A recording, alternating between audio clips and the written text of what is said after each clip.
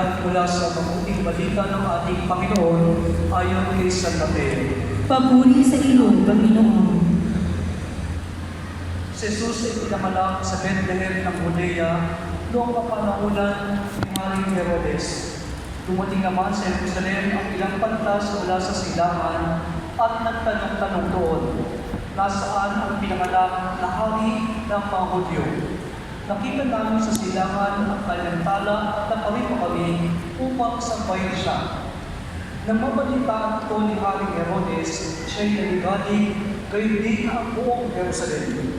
Kaya tinipon niya ang lahat ng punong saserdote at mga eskriba sa Israel at itinanong sa kanila kung saan pinanganak ang Mesiyas.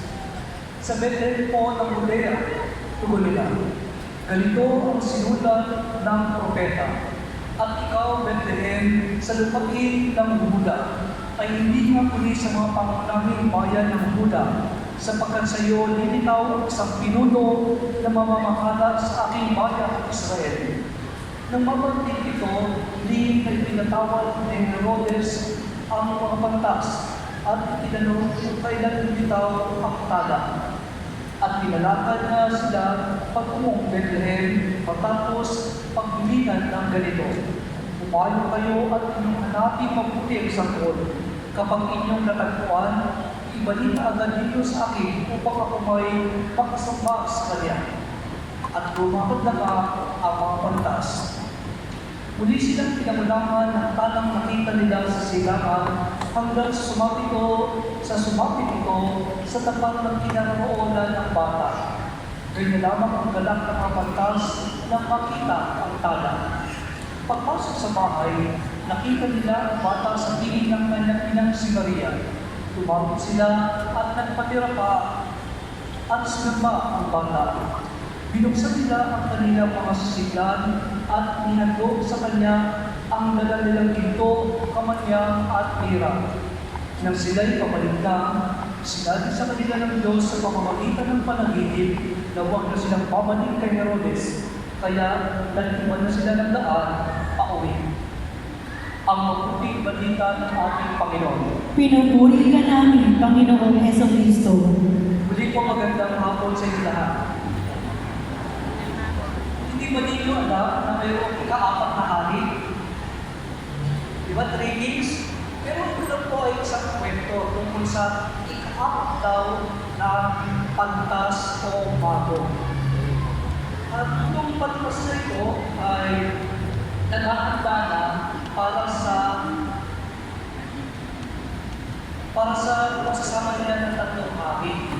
Nagdala siya ng mga ginto, ng mga mamahaling bato. Kaya pala yung meeting place niya ng tatlong hari, along the way, pagpunta siya doon, ay may nakita siyang mga mahihirap. At yung mga ginto, yung mga mamahaling bato, ay pinapamahagi niya doon sa mahihirap. Kaya, pagdating na doon sa meeting place nila ng tatlong hari, nakaalis na yung tatlong hari. At wala na rin siyang ginto at mamahaling bato na iaalay sa batang si Jesucristo na si Leia. Dumaan ang mahabang panahon at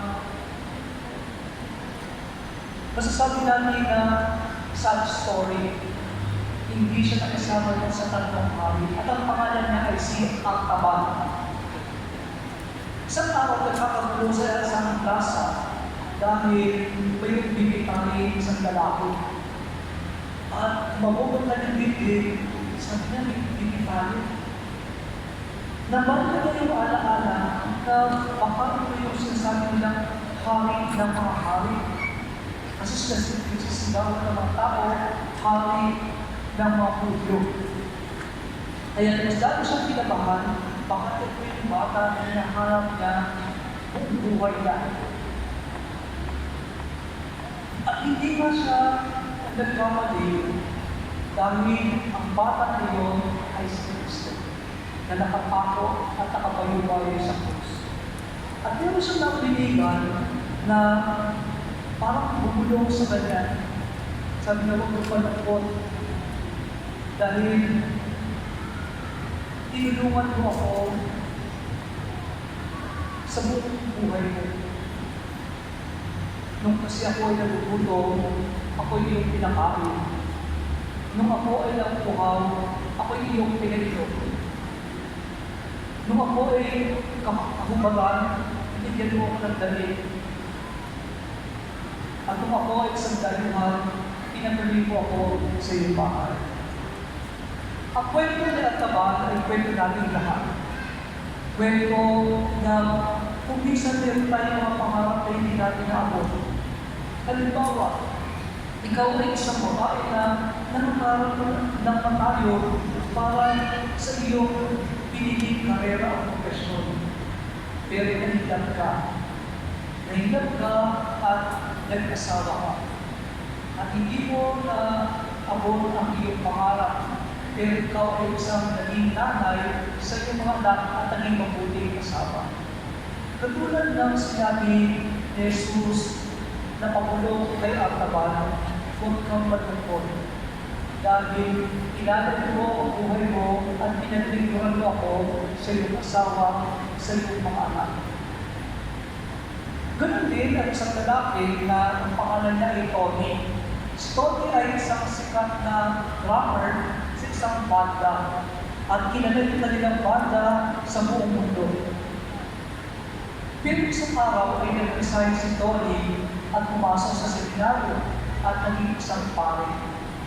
Iniwan ni Tony ang katanyagan, ang kayamanan, kasikatan, at dahil siya ay isang pare. At ganun din siguro ibubulong sa kanya ng Diyos, huwag kang malungkot, Tony.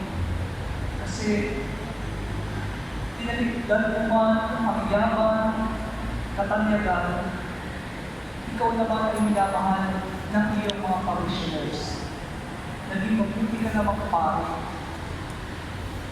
Dahil kung ano yung ginagawa mo sa mga parokyano, ito rin ay ginagawa mo sa akin.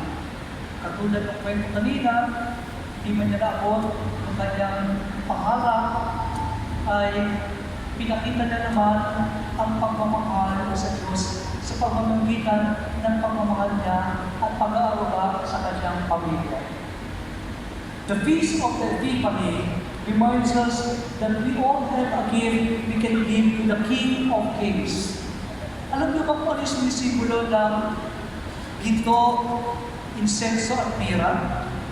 Una, ang ginto ay hari ng mga metal. Ito ang pinakamahal na metal, ginto. Kaya ginto dahil ang ginto noong kapanahon ng Jesus ay nararapat lamang na regalo sa hari. Kingship of Jesus. Ikalawa ay insenso. Sa pag ginagamit ng insenso, diba may minsan insenso tayo?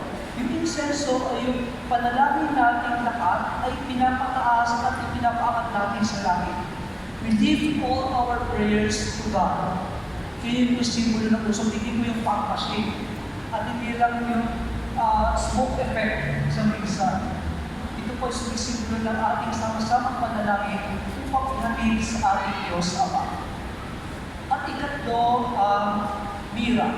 Ang mira po ay parang alabaster oil or aroma. Oil, di ba? Yung liver tayo minsan. Yung oil na yun ay yung ginamit ni Maria Magdalena kung pinupunasan niya ng paa na Jesus.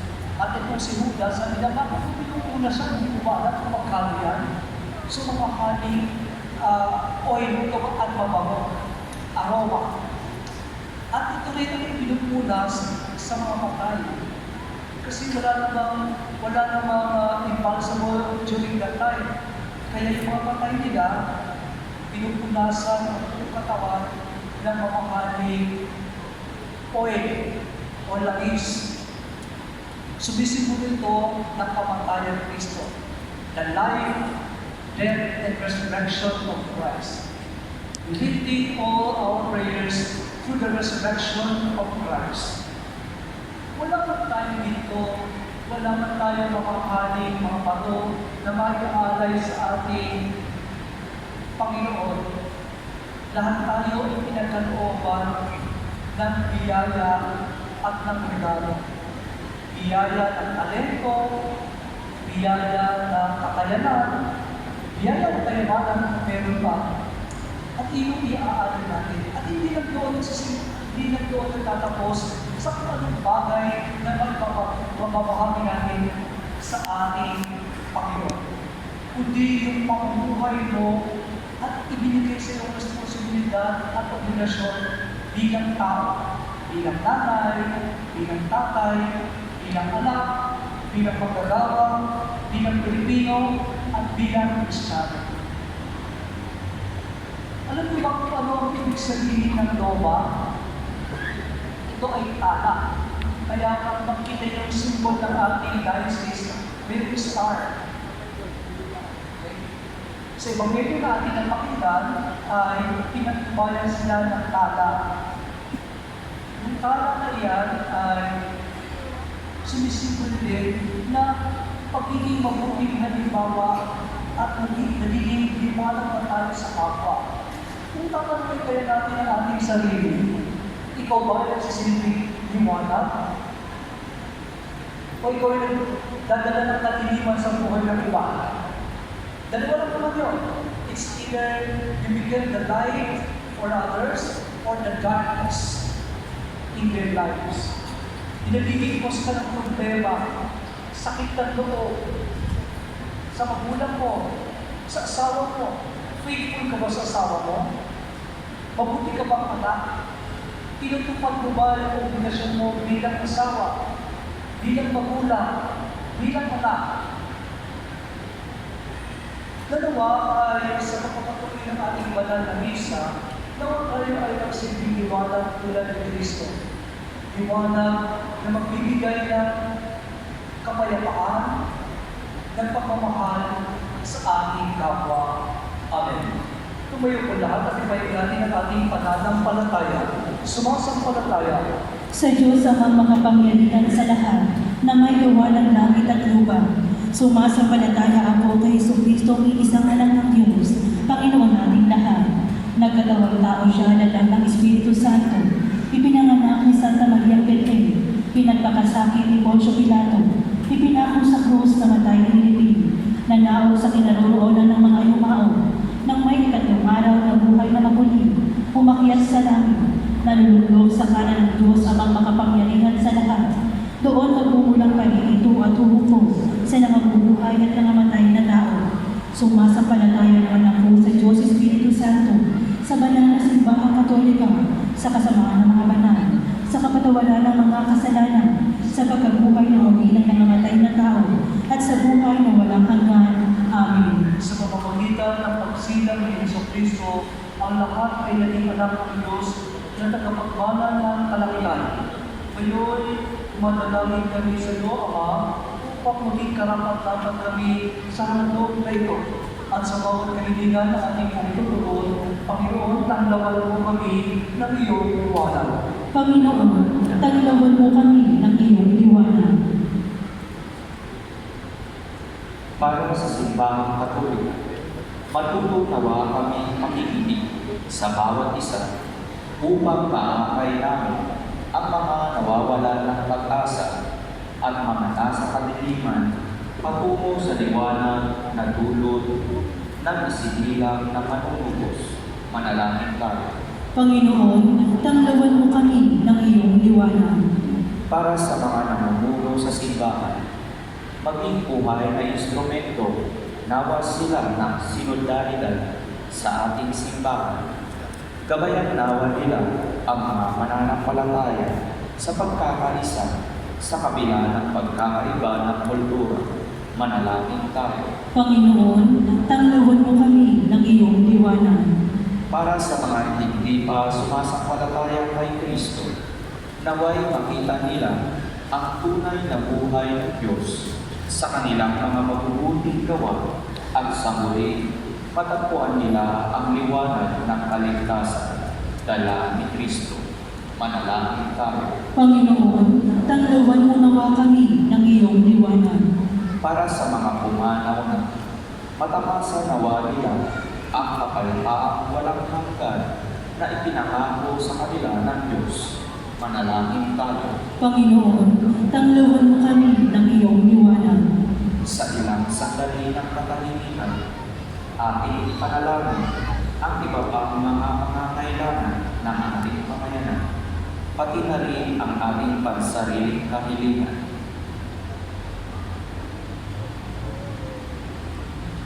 Manalangin tayo.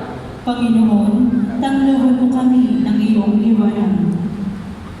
Amang nasa langit, iwala ka nawa ng iyong anak ang aming buhay, upang sa gayoy, maalalayan kami sa aming paglalakbay, patungo sa iyong kalwalhatian sa kalamtan, kasama ng Espiritu Santo, magpasawalang yan. Amen. Dito rin.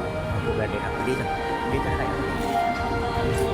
Para po sa mga hawak na love offerings and rules, maaari po tayo humina sa linha para sa mga alayan. Maraming salamat po.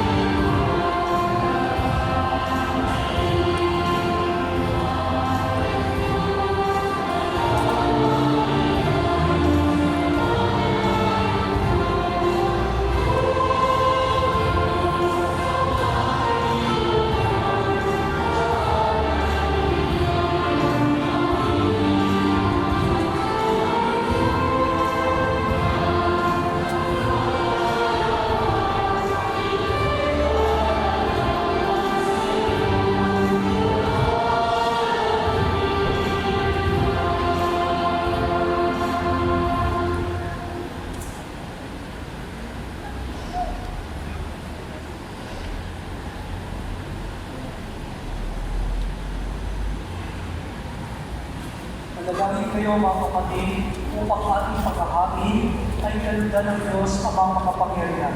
Tanggapin nawa ng Panginoon itong paghahain sa iyong mga kamay, sa katurihan niya at karangalan, sa ating kapakinabangan at sa buong sambayanan niyang banal. Pamalangin mo likha, tunghayan mo ang mga alay ng iyong sambayanan, na hindi na ginto, bira at proseso ang pinataglay, kundi ang nilalahad, niyahain at pinagsa sa buhang si Jesucristo, kasama ng Espiritu Santo, magpasa walang hanggan. Amen. Sumayo ang Panginoon. At sumayin Sa Diyos at ng puso at diwa. itinaas na namin sa Panginoon. Pasalamatan natin ang Panginoong ating Diyos. Marapat na siya ay pasalamatan. Pamanaming mapangyarihan, kuning ang marapat na ikaw ay aming pasalamatan sa pamamagitan ng sa Kristo na aming Panginoon. Sa katauhan ng iyong sinubong Mesiyas, dahil sa amin ang katuparan ng iyong balak. Ngayon ay iyong ipinakikita sa talan ang liwanag na tumataglaw sa isang katauhan sa pagpapahayag ng anak mong binidiliw na siya ay hindi naiiba sa atin. Pinarapat mo sa pagkatao namin pagdinig ang karutan ng kadakilaan niyang di pagmamaliw. Kaya kaysa ng mga anghel na nagsisiawit at papuri sa iyo ng walang humpay sa kalangitan, Kami nagpupuli sa iyong kadakilaan. Santo, Santo, Santo, Panginoong Diyos ng mga hukbo, napupuno ang langit at lupa ng kadakilaan mo. Hosana sa kaitaasan. Pinagpala ang naparirito sa ngalan ng Panginoon. Hosana sa kaitaasan. Ama naming banal, ikaw ang kalatang kabanalan. Kaya sa pamamagitan ng iyong Espiritu, gawin mong banal ang mga kalunggay upang para sa amin ay maging katawan at dugo ng aming Panginoong Jesucristo. Bago niya ikagay isang pusang loob na maging handog, ginawa niya ang tinapay, pinasalamatan kanya, pinaghati-hati niya ito, inabot sa kanyang mga alagad at sinabi, tanggapin ninyong lahat ito at amin, ito ang aming katawan na ihahandog para sa iyo.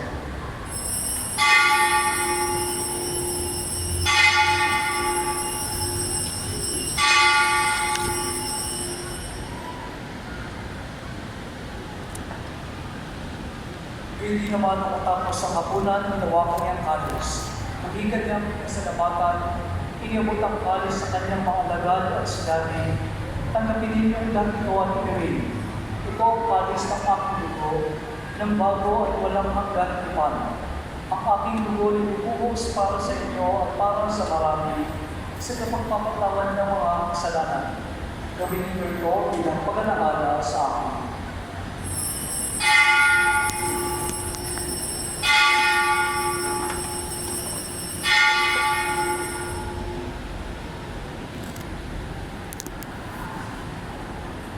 Ang misteryo ng ating pananampalataya.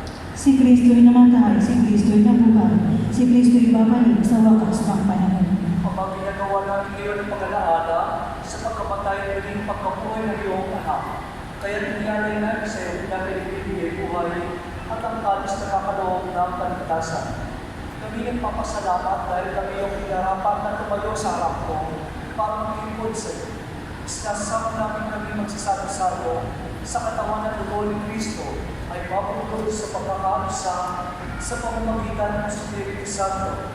Ama na namin mo ang simbang na nanap sa buong daigdig, puspusin mo kami sa pag-ibig, kay San Francisco na aming Papa, ni Roberto na aming Bispo, at lahat ng kaparian.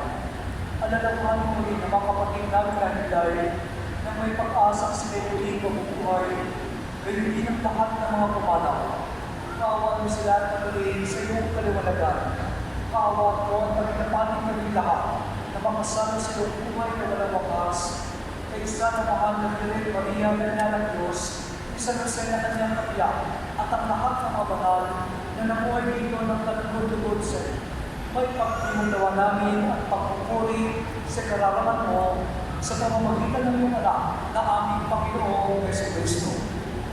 Sa pamamagitan ng Kristo, kasama niya at sa Kanya, ang lahat ng parangal ng papuri ay sa iyo. Diyos amang makapangyarihan, kasama ng Espiritu Santo, magpasawalang hanggan. Amen. Sa tagubilin ng magagaling na turo at utos ni Jesus na Panginoon natin at Diyos, ating pahayag ng nakasto.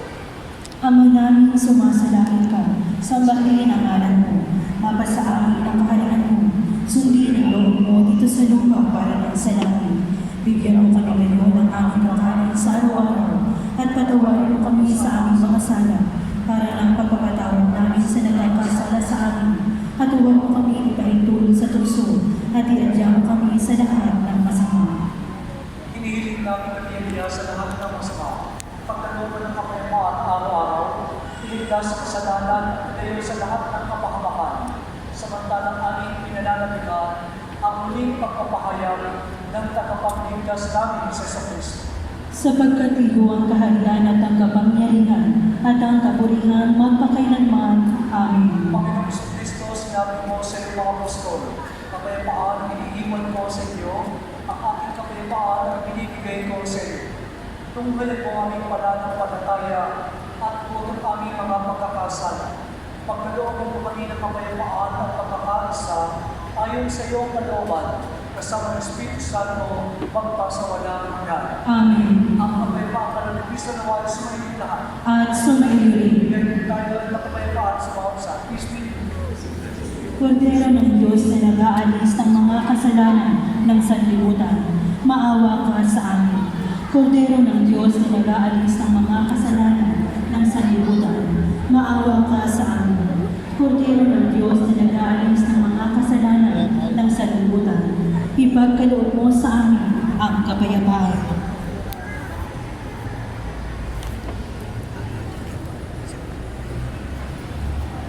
Kapatid ikaw sa Yesu Kristo, ang Kordero ng Diyos na nag-alis ng mga kasalanan ng sanlibutan, makapalan tayo na nangyayari niya sa banal na sarasal. Panginoon, hindi ako dapat-dapat na magpatuloy sa iyo, ngunit sa isang salita mo lamang, kay gagaling pa ako.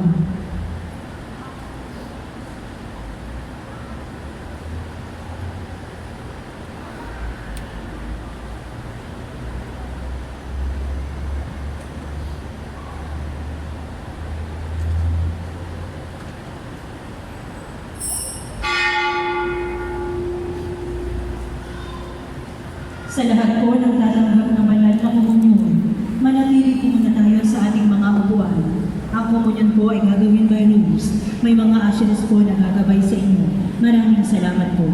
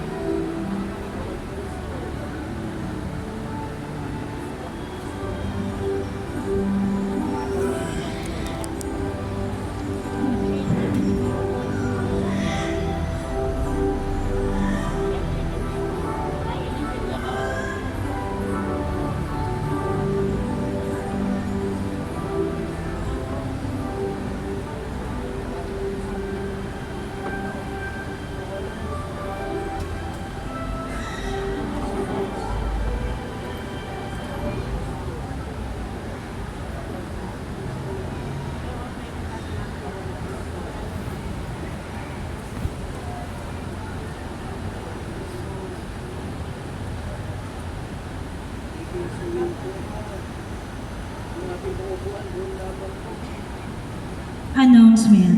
Magkakaroon po tayo ng second collection. Ang second collection po natin ay para sa mga proyekto ng ating Diocese ng Novaliches. Maraming salamat po sa inyong generosity. Sa January 7, first Tuesday, Padre Pio.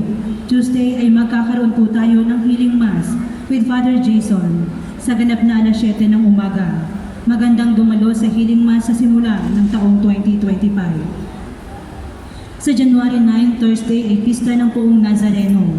May triduong masas po tayo simula bukas, January 6 hanggang January 8. At ang ating Fiesta Mass ay sa January 9. Di na po natin kailangan pumunta ng Quiapo. Ang importante ay makasimba sa January 9 sa pista ng Poong Nazareno. Sa January 19 ay kapistahan naman ng mahal na Poong Santo Niño. Ang ating First Communion para sa mga 8 years old pataas ay sa January 18 at ang kumpilan po natin ay sa January 25. Ito naman ay para sa mga 12 years old pataas. Magpalista na po tayo sa opisina. Available na po muli ang ating paghahawan. Ito po ay libro na maaari ninyong magamit sa pagninilay araw-araw. Nasa may paglabas po siya ng simbahan. Magsinti tayo ng kandila sa labas ng ating simbahan para sa inyong mga pansariling kahilingan at bisitahin ang ating parish store para sa inyong mga pangangailangan. Ugaliin din natin magpa-Thanksgiving Mass para sa mga blessings na ating natatanggap. Maraming salamat po. Manalangin tayo. Ama naming mapagmahal, pangunahan nawa kaming lagi ng iyong liwanag upang ang niloob mong aming pagsaluhan ay mapakinabangan namin ng marapat at tuluyan. Sa pamamagitan ni Kristo kasama ng Espiritu Santo, magpasawalang hanggan. Amen. Sumainyo ang Panginoon. At sumaiyo rin. Pagpalain kayong lahat ng makapangyarihang Diyos, Ama, Anak, at Espiritu Santo. Amen. Tapos na po ang ating banal na pagdiriwang, umayo kayong mapayapa upang si Kristo ay mahalin at paglingkuran sa ating kapwa. Salamat sa Diyos.